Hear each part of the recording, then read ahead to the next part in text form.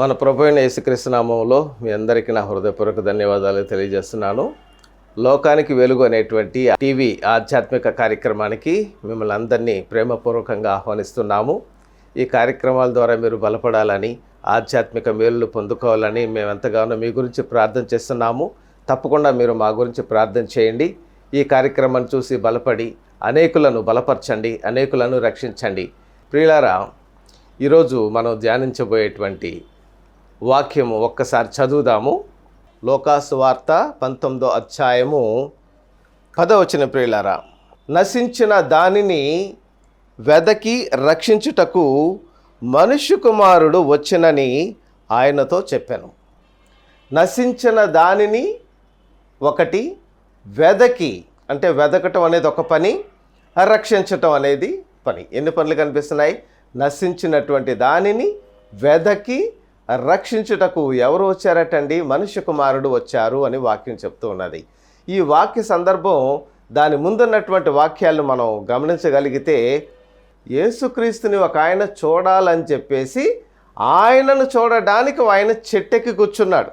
ఎందుకంటే ఆయన పొట్టివాడుగా ఉండటం వల్ల చూడలేనటువంటి పరిస్థితి అని, ఎలాగైనా సరే ఆయనను చూడాలని ఆయనను వెతుకుంటూ ఈయన చెట్టెక్కరు ఎలాగ వస్తారని.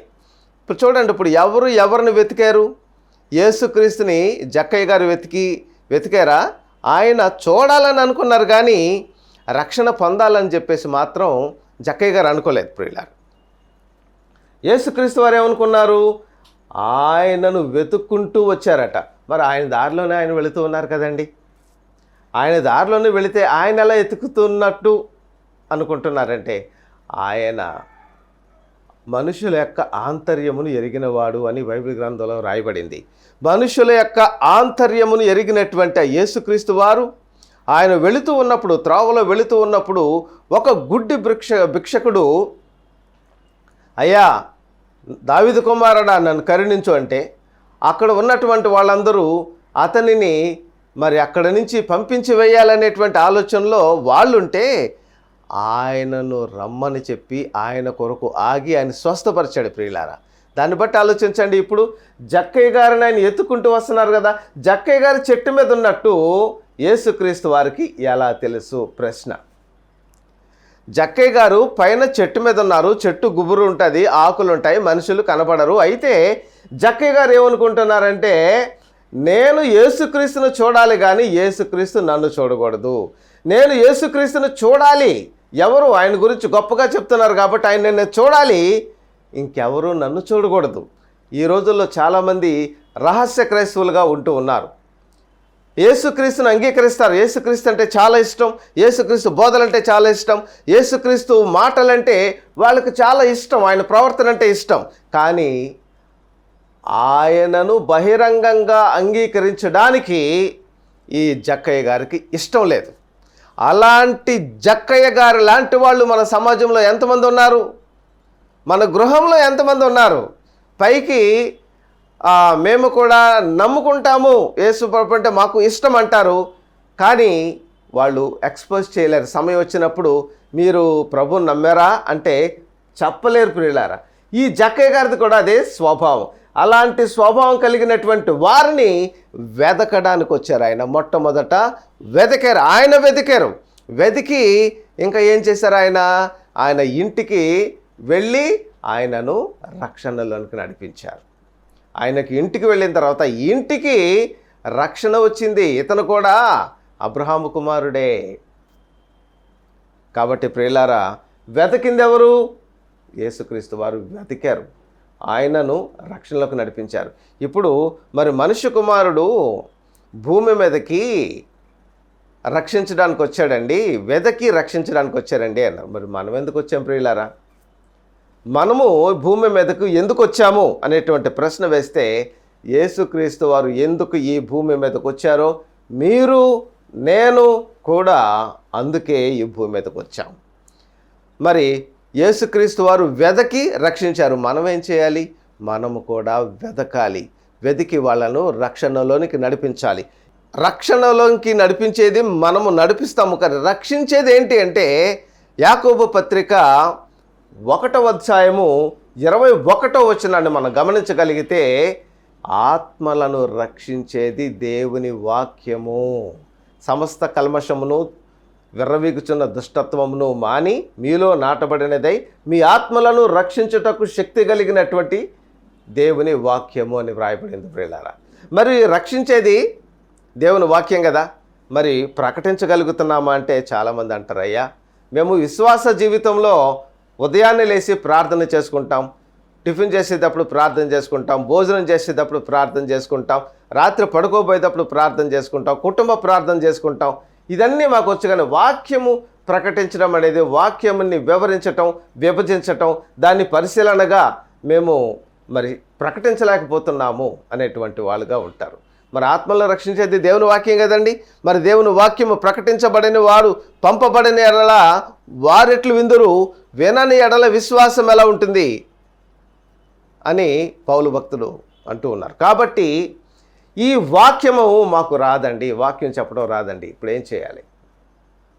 వాక్యము చెప్పగలిగేటువంటి వారికి సహకరించాలి ప్రియులారా.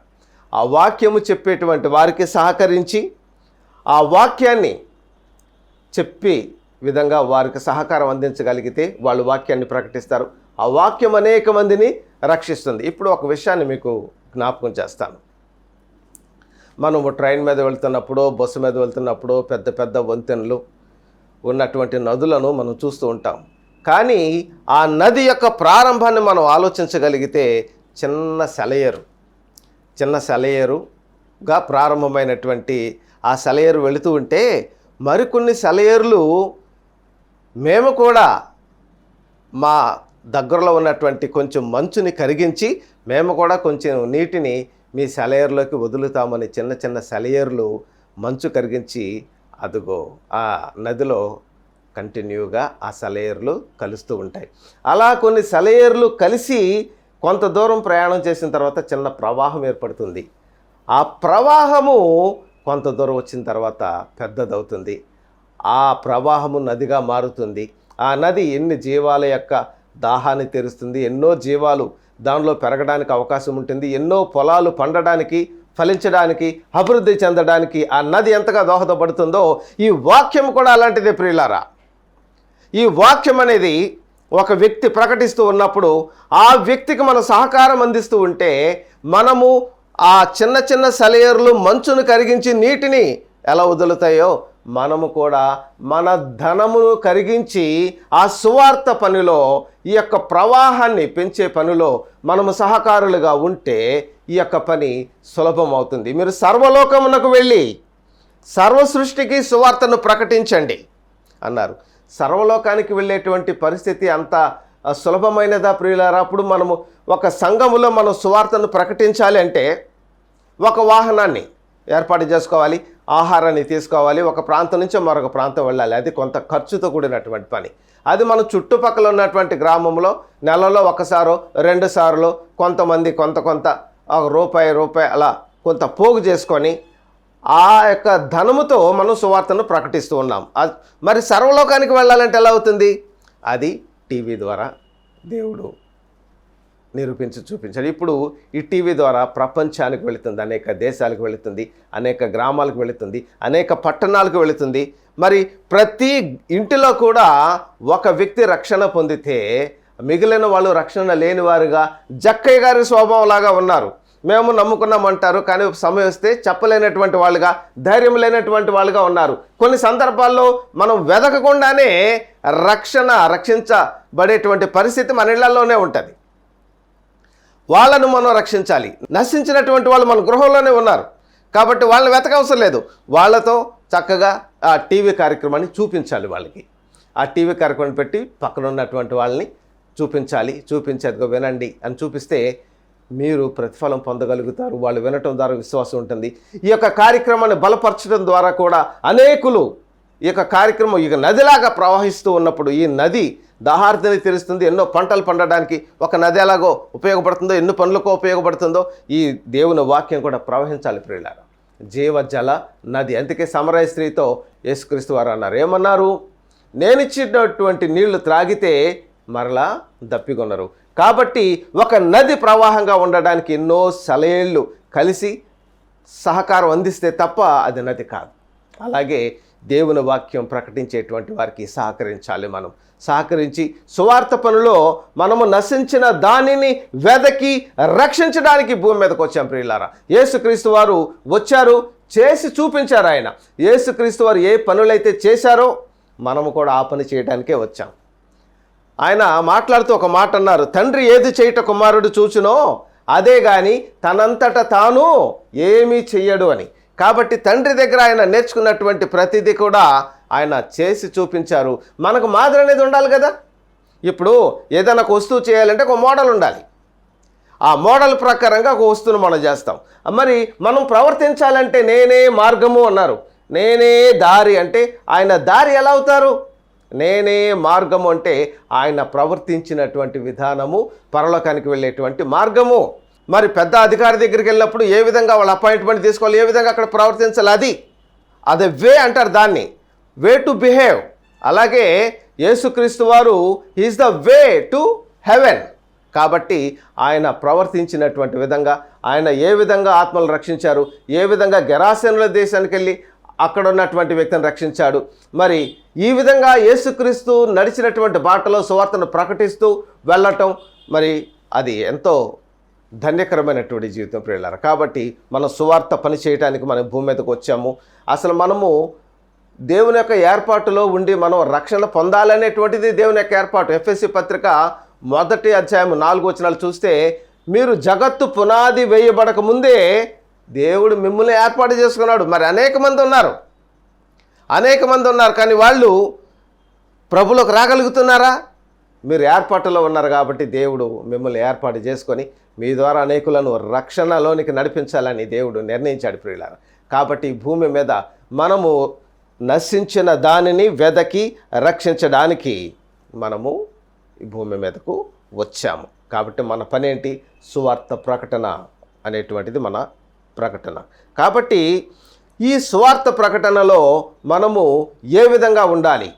మనకు బైబిల్ గ్రంథంలో యేసుక్రీస్తు వారు శిష్యులను పిలుస్తూ ఉన్నప్పుడు పేతురు మరి వాళ్ళ సహోదరుడు వాళ్ళు వలలు కడుక్కుంటూ ఉన్నప్పుడు గలిలయ సముద్రములో వాళ్ళు చేపలు వలలు కడుక్కుంటున్నప్పుడు మీరు రండి అన్నారు. మీరు వస్తే ఇప్పుడు మీరు చేపలు పడుతున్నారు కదా, అయితే నేను మనుషులు పట్టేటువంటి జాలరులుగా మిమ్మల్ని చేస్తాను అన్నప్పుడు వారు రావటం మనం గమనించాం.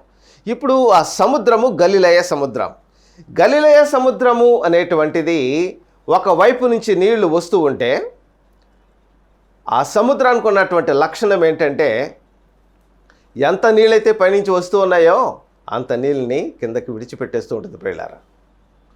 ఆ సముద్రము ఎంత నీళ్ళైతే నాకు కావాలో ఆ పరిధి వరకు ఉంచుకుని మిగిలిన నీళ్ళని వదిలేస్తూ ఉంటుంది. అందువల్ల ఎప్పుడు కూడా అది స్వచ్ఛమైనటువంటి సముద్రంగా, స్వచ్ఛమైనటువంటి నీళ్ళు ఉండేదిగా, అనేక జలచరములు, అనేక రకాల చేపలు పెరగడానికి అనుకూలమైనటువంటి వాతావరణం ఉండడానికి కారణం స్వచ్ఛత. వచ్చేటువంటి దాన్ని మరి ఎంతైతే వచ్చిందో కావలసినంత ఉంచుకుని పంపించేయటం. మన జీవితాల్లో కూడా దేవుడు మనకు సమృద్ధిని ఇస్తూ ఉన్నాడు, ఆరోగ్యాన్ని ఇస్తూ ఉన్నాడు, ప్రతి విషయంలో కూడా మనకు కాపుదలిస్తూ ఉన్నాడు. యోబు గారికి ఏ విధంగా ధనము చుట్టూ కంచె ఎలాగ వేశారో, దేవుడు ఆయనకు కంచె వేయటానికి ముఖ్యమైనటువంటి కారణం యోబు గారు యథార్థవంతుడు, న్యాయవంతుడు, దేవుని ఎడల భయభక్తులు కలిగిన వాడు, చెడుతనాన్ని విడిచినవాడు. కాబట్టి 4 లక్షణాలు మనలోనూ ఉండాలి. ఆ యథార్థత ఉండాలి, చెడుతనాన్ని విడిచిపెట్టాలి, భయము, చేయకూడనటువంటి దాన్ని చేసేప్పుడు ఉండాల్సింది భయము, భక్తి, చేయవలసిన దాన్ని చేయటానికి. కాబట్టి ఈ భయ భక్తులు కలిగి ఉన్నప్పుడు మనము దీవించబడతాం. కాబట్టి యేసుక్రీస్తు వారు ఆ సముద్రంలో ఉన్నటువంటి జాలరుని పిలిచారు. ఆ సముద్రంకు ఉన్నటువంటి పరిస్థితి కావలసినంత మాత్రమే ఉంచుకుని పంపించేస్తుంది, మిగిలిన నీళ్ళన్నీ కూడా బయటికి. మన జీవితాల్లో కూడా మనకి ఎంతైతే అవసరమో అంత ఉంచుకొని మనము మిగిలిన ప్రతి ఒక్క రూపాయి కూడా పరలోకంలో దాచుకోవడానికి ప్రయత్నం చేయాలి ప్రియులారా.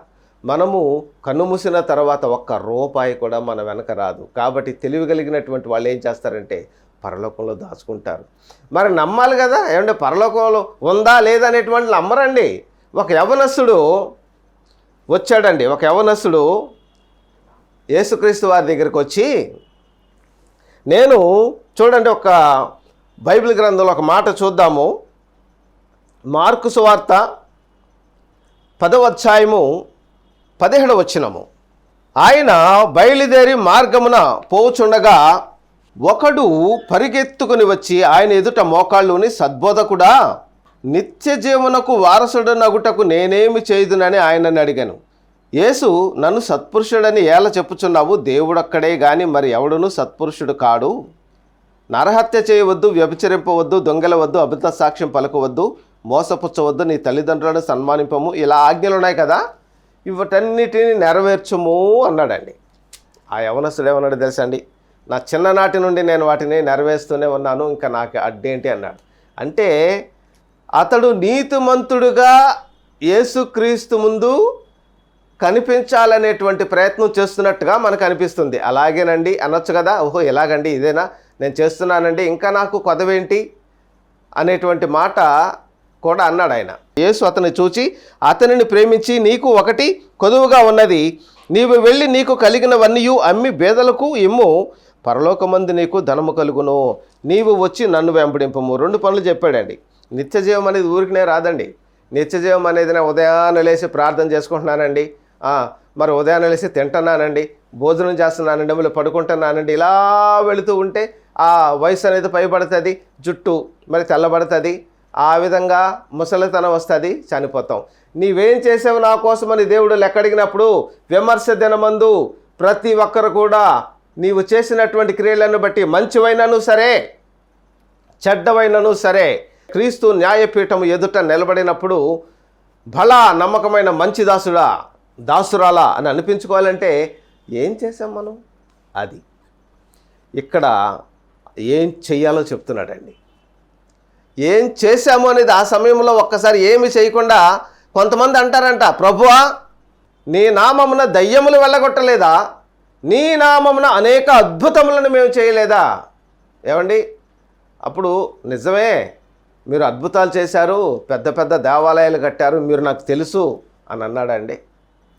అది క్రమము అని అన్నాడండి. ఏమండి, మనిషికి కావాల్సింది సువార్త అండి, దేవుని వాక్యము. దేవోక్తి లేని ఎడల జనులు కట్టు లేక తిరుగుదురు. ఈరోజు అనేక మంది కట్టు లేకుండా తిరుగుతూ ఉన్నారు.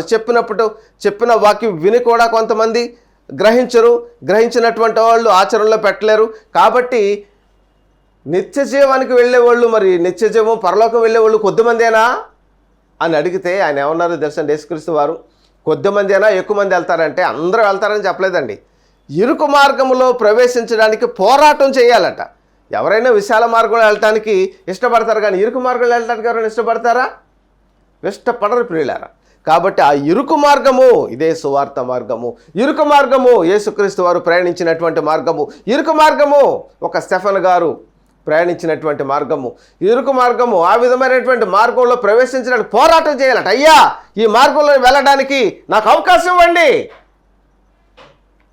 కొంతమందిని నేను చూస్తూ ఉంటానండి, అయ్యా సువార్త పనికి వెళ్ళాలి కదా, నన్ను ఏం చేయమంటారు అని అడుగుతూ ఉంటారండి.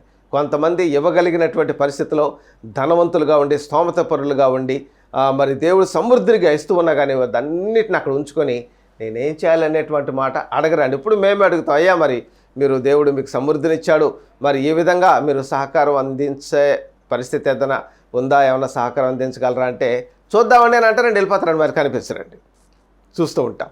కాబట్టి ప్రియులారా, ఇరుకు మార్గంలో అయ్యా నేనేం చేయాలి, సువార్త కొరకు నేనేం చేయాలి అని దానిలో ప్రవేశించడానికి పోరాడాలి.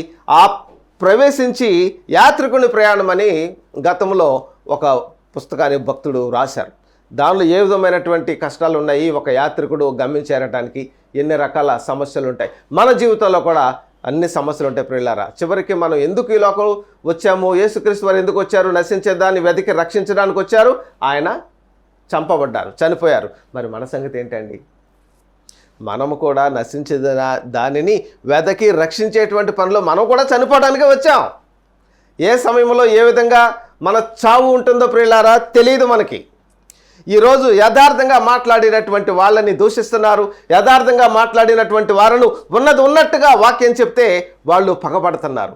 ఉన్నది ఉన్నట్టుగా బైబిల్ గ్రంథాలు ఈ విధంగా ఉన్నది అని చెప్తూ ఉంటే పగబడుతున్నారు, కొడుతున్నారు, చేతులు తీసేస్తున్నారు, కాళ్ళు తీసేస్తున్నారు తండ్రి. అలాగే అలా చేసి చివరకు ప్రాణాలు కూడా తీసేస్తున్నారు, మన కళ్ళతో చూస్తూ ఉన్నాం. అనేక మంది ప్రవక్తలను చంపారు, అనేక మంది శిష్యులను ఈ మార్గంలో ఉన్నటువంటి మరి అపోస్తులుడైనటువంటి పౌలు గారు అంతకుముందు మరి పౌలు గారుగా ఉండకుండా ఆయన వేరే మార్గంలో ఉన్నప్పుడు అనేక మంది క్రీస్తు మార్గంలో ఉన్నటువంటి ఆయన కూడా చంపినటువంటి వాడుగా మనం చూస్తూ ఉన్నాం. కాబట్టి మనం ఏ విధమైనటువంటి పరిస్థితుల్లో ఉన్నాం, లోకం ఎలా ఉన్నది, లోకం యొక్క తీరేలా ఉన్నది, ఈ లోకాధికారి అని ప్రకటన గ్రంథంలో మనం చూస్తున్నాం. ఈ లోకాధికారి నాతో అతనికి ఏం పని లేదు అంటూ ఉన్నాడు. కాబట్టి నేను లోకాన్ని జయించాను. లోకాన్ని మనం జయించాలంటే ప్రియులారా, లోకము దాని ఆశలు వీటన్నిటినీ జయించుకుంటూ వెళ్ళాలి. అంతేకాకుండా మనము దేవుని రాజ్యము కొరకు పాటుపడుతూ మన ప్రతి పైసా కూడా, ప్రతి రూపాయి కూడా చాలినంత ఉంచుకో, సమృద్ధిగా తిను, కడుపు నిండా తిను, అవసరాలన్నీ తీర్చుకో, మిగులుతుంది. ఆయన 5 రొట్టెలు 2 చేపలు ఆ 5,000 మందికి ఆహారం పెట్టినప్పుడు మిగిలింది ప్రియులారా, మిగిలింది ఏం చేయమంటావు, పారేయమంటావు అంటే పారేయకూడదు, గంపలకెత్తు ఉపయోగపడుతుంది. అలాగే మనకు మిగిలినటువంటి ధనం కూడా దాయాలి, భద్రంగా దాచి సువార్త పనిలో ఖర్చు పెట్టాలి ప్రియులారా. ఆ విధంగా ఖర్చు పెడితే అనేకులు రక్షించబడతారు. ఏ క్షణంలో ఈ యొక్క ప్రాణం అనేది మరి ఆగిపోతుందో, గుండె ఆగిపోతుందో, ఏ క్షణంలో ఏ విధంగా మనం చంపబడతామో తెలియదు. భయపడకండి, చంపబడతామండి అంటే చూస్తున్నారుగా కళ్ళ ముందు జరిగేటువంటి పరిస్థితులన్నీ. ఏమండి, బైబిల్ గ్రంథంలో మన చరిత్రను పరిశీలించిన, యేసుక్రీస్తు వారిని పరిశీలించిన, యేసుక్రీస్తు వారు ముక్కుసూటుగా మాట్లాడేటువంటి మనిషి.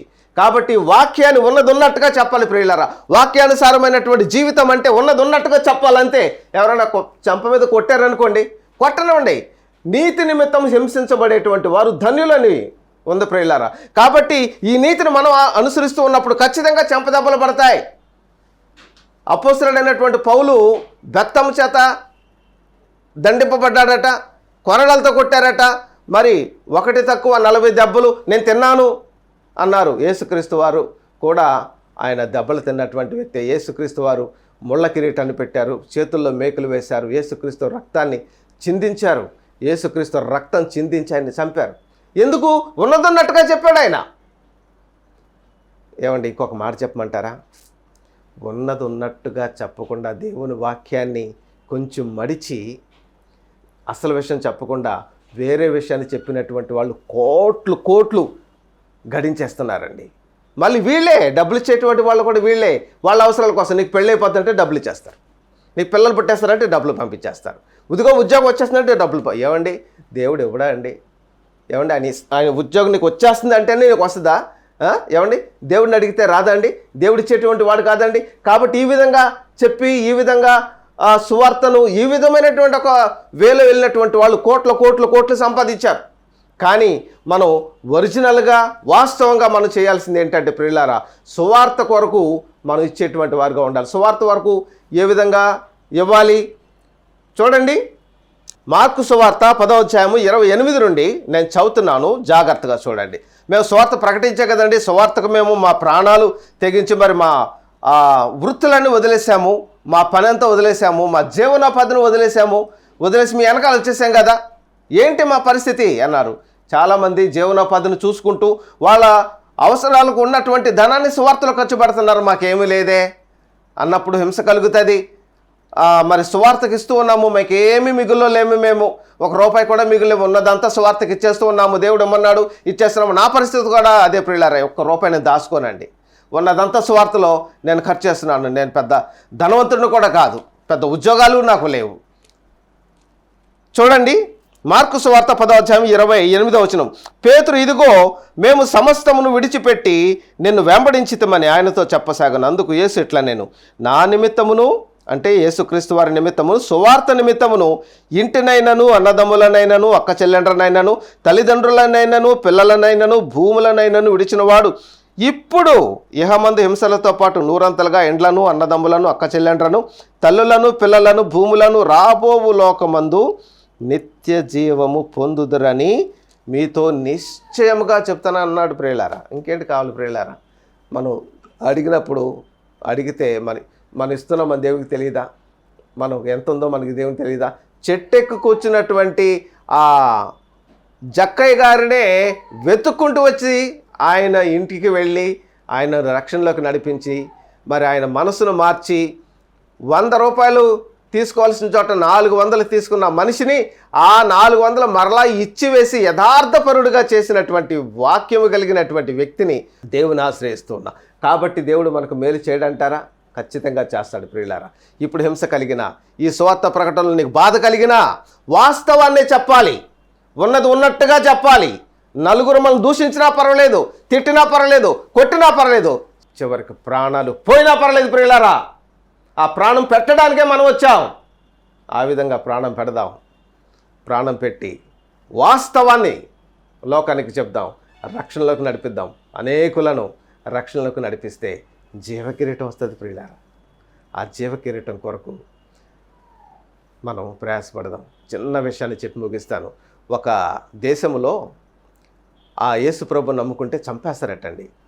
పడవలో ఒక 8 మందిని ఒక వ్యక్తి ఆ పడవను నడిపించుకుంటూ తీసుకెళ్ళి ఒక్కొక్కళ్ళని యేసు ప్రభు నమ్ముకుంటావా అంటే నమ్ముకోను అంటే బతకనిస్తున్నారంటండి. నమ్ముకుంటానంటే ఆ మనిషిని కత్తితో గాయం చేసి సముద్రంలో పడేస్తున్నారట, చచ్చిపోతాడు. అయితే ఆ పడవ నడుపుకుంటూ ఆ కత్తితో నరకడానికి ఒక వ్యక్తిని నియమించారట. వాళ్ళు ఏం చేశారంటే 8 మందిని నరుకుతూ ఉంటే 7 మేము ప్రభువునే నమ్ముకుంటాం అంటే 7 కత్తితో నరికేసాడంటండి. 8వ వ్యక్తి 7 చనిపోవటం చూసి నాకు యేసు ప్రభుని నమ్ముకోవాలని లేదు, యేసు ప్రభుని విడిచిపెట్టేస్తాను అన్నాడంటండి. ఈ 7 చనిపోయి ఈ కత్తితో గాయపరచబడి సముద్రంలో పడేస్తుంటే ఈ కత్తితో చంపేటువంటి వ్యక్తి చూస్తూ ఉన్నాడట ఒక విషయాన్ని. దేవదూతలు ఆ పైనుంచి జీవకిరీటాన్ని వారికి ఇచ్చి వాళ్ళని అలా పైకి తీసుకెళ్ళిపోతూ ఉండటం అనేటువంటి విషయాన్ని చూశాడట ప్రియులారా. ఇలా చూడగానే 8వ వ్యక్తి నేను నమ్ముకోను, యేసుప్రభు నాకు వద్దనగానే ఈ కత్తితో నరికేటువంటి వ్యక్తి అన్నాడంట, నాకు ఆ జీవకిరీటం కావాలి, నేను చచ్చిపోతాను, నేను ప్రభు నమ్ముకుంటానని చెప్పేసేసి వెంటనే కత్తితో కోసేసుకుని దూకేసాడంటండి. ఏమండి, విశ్వాసం ప్రియులారా. కాబట్టి ఆ విధంగా అనేక మందిని మనం రక్షిద్దాం, రక్షణలో నడిపిద్దాం. దానికి మనం చరాస్తులు మనకున్న ప్రతిది కూడా సువార్తలో పెడదాం. దేవుడు మిమ్మల్ని దీవించునుగాక. ఆమేన్. పరమ తండ్రి, జయం కలిగిన దేవా, మీకు వందనాలు ప్రభువా. మరి అనేక మంది ప్రభు ఈ యొక్క కార్యక్రమాన్ని చూస్తున్నటువంటి వారిలో ఎవరైనా సరే నాయన మరి భార్య భర్తల గొడవలు అంటే తప్పకుండా వాటిని తండ్రి పరిష్కరించుకుని వారు ఒకటిగా ఉండి నాయన మీ యొక్క స్వార్థ ప్రకటించడానికి సాయం చేయండి. ఉద్యోగం లేనటువంటి పిల్లలు ఎంతోమంది ఉన్నారు ప్రభా, చదువుకుని సరైనటువంటి ఉద్యోగం లేకుండా ప్రభా మరి ఉన్నటువంటి వాళ్ళు నాయన తప్పకుండా నాయన వారికి ఉద్యోగం దయచేయండి. గర్భఫలం లేనటువంటి వాళ్ళు ఎంతోమంది ఉన్నారు ప్రభా, గర్భఫలం నాయన వారికి దయచేయమని మీ సన్నిధిలో ప్రార్థన చేస్తున్నాం. అదేవిధంగా నాయన ప్రభా వారి ప్రతి అవసరతను తీర్చమని మీ సన్నిధిలో ప్రార్థన చేస్తున్నాం తండ్రి. ఎంతోమంది అప్పుల బాధలో కూరుకుని ఉన్నటువంటి వాళ్ళు ఉన్నారు. వాళ్ళ అప్పులు నాయన తీర్చబడే నాయన వాళ్ళు మరి స్వతంత్రులుగా కావడానికి సాయం చేయండి నాయన. ఎంతోమంది నాయన మరి శారీరక రుగ్మతలతో ఉన్నటువంటి వాళ్ళు ఉన్నారు తండ్రి. ప్రతి బాధ నుంచి, ప్రతి వ్యాధి నుంచి, ప్రతి ఒక్క సమస్య నుంచి నాయన వారిని విడిపించి సంపూర్ణ స్వస్థత, ఆరోగ్యం వారికి దయచేసి సంపూర్ణులుగా చేసి మిమ్మల్ని మహింపరిచేటువంటి వారు ఉండడానికి సాయం చేయమని, వారి ప్రతి అవసరత తీర్చమని యేసు నామములో అర్చున్నాం తండ్రి.